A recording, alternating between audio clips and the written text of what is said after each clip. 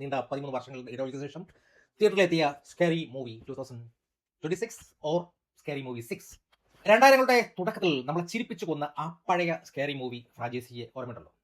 അതേ തന്നെ ഇതിന്റെ ഏറ്റവും വലിയ പ്രത്യേകത എന്താണെന്ന് വെച്ചാൽ, ആദ്യത്തെ ആ ഒരു 2 ഭാഗങ്ങൾക്ക് ശേഷം ഈ ഫ്രാഞ്ചൈസിയിൽ നിന്നും പുറത്താക്കപ്പെട്ട വയൻസ് സഹോദരങ്ങൾ നീണ്ട 25 വർഷങ്ങൾക്ക് ശേഷം ചിത്രത്തിൽ വീണ്ടും തിരിച്ചെത്തിയിരിക്കുന്നു. അപ്പോൾ പടം എങ്ങനെയുണ്ട് എന്ന് നമുക്ക് വിശദമായിട്ടൊന്ന് പരിശോധിക്കാം. അയ്യോ, ആദ്യം തന്നെ ഇതിന്റെ കഥയിലേക്ക് വരാം. കഥയായിട്ട് ഒരു പുല്ലുമില്ല, എങ്കിൽ പോലും കഥയായിട്ട് പറയാനുള്ളത് നമ്മുടെ പഴയ സിന്ധി ഉണ്ടല്ലോ, അന്ന ഫാരിസിന്റെ കഥാപാത്രം. അവൾ ഇപ്പോഴും ആ പഴയ ഗോസ്റ്റ് ഫോഴ്സ് കൊലയാളിയെ പിടിക്കുവാനുള്ള ഓട്ടത്തിലാണ്. ഇതിനിടയിൽ അവളുടെ മകളായിട്ടുള്ള സാറയും ട്യൂസ്ഡേയും അവർ തമ്മിൽ അകലിൽ നിന്ന് പോകുന്നു അടി വെച്ചിട്ട്. പെട്ടെന്ന് ഒരു ദിവസം മകൾ ട്യൂസ്ഡേ ആക്രമിക്കപ്പെടുന്നു. തുടർന്ന് മയക്കുമരുന്നിന് അടിമയായിട്ടുള്ള മറ്റൊരു മകൾ സാറ തന്റെ അനിയത്തിയെ രക്ഷിക്കാൻ ഇറങ്ങി പുറപ്പെടുന്നതാണ് പടത്തിന്റെ മെയിൻ പ്ലോട്ട്. ഇതിലേക്ക് നമ്മുടെ പഴയ കൂട്ടുകാരായിട്ടുള്ള ഷോർട്ട്ലിയും റോയും ബ്രാഡയും അവർ കൂടി എത്തുന്ന കൂടി മൊത്തത്തിൽ കളർഫുൾ ആണ് സംഭവം. അത് മാത്രമേ ഉള്ളൂ, അല്ലാതെ എടുത്തു പറയാൻ വേണ്ടി ഒരു കഥയായിട്ടൊന്നും ഇല്ല.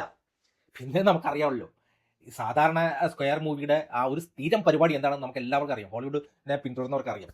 ഹോളിവുഡ് ഹിറ്റ് സിനിമകളെ എടുത്തു ഉടുക്കുക അല്ലെങ്കിൽ അലക്കുക എന്നുള്ളതാണ് പ്രധാനമായിട്ട്. വലിച്ചേരി ഉടുത്തു എന്നുള്ളതാണ്. സ്ക്രീൻ 5നെയും അതോടൊപ്പം തന്നെ ഹാൽവിനെയും ഒക്കെ എടുത്തു ഉടുത്തു. ഈ അടുത്ത കാലത്ത് ഇറങ്ങിയിട്ടുള്ള ഗെറ്റ് ഔട്ട്, നെപ്പിൻ, ട്രോഫിയും അതോടൊപ്പം ലോങ് ലെഗ്സും തുടങ്ങിയ സൈക്കോ ഹൊറർ പടങ്ങളുടെ സീനുകളെ എടുത്ത് എന്താ പറയുക, വെറുപ്പിച്ച്. പിന്നെ ഇതിൽ ആക്ടിങ് കൂടെ നോക്കുമ്പോൾ ഇതിൽ എനിക്ക്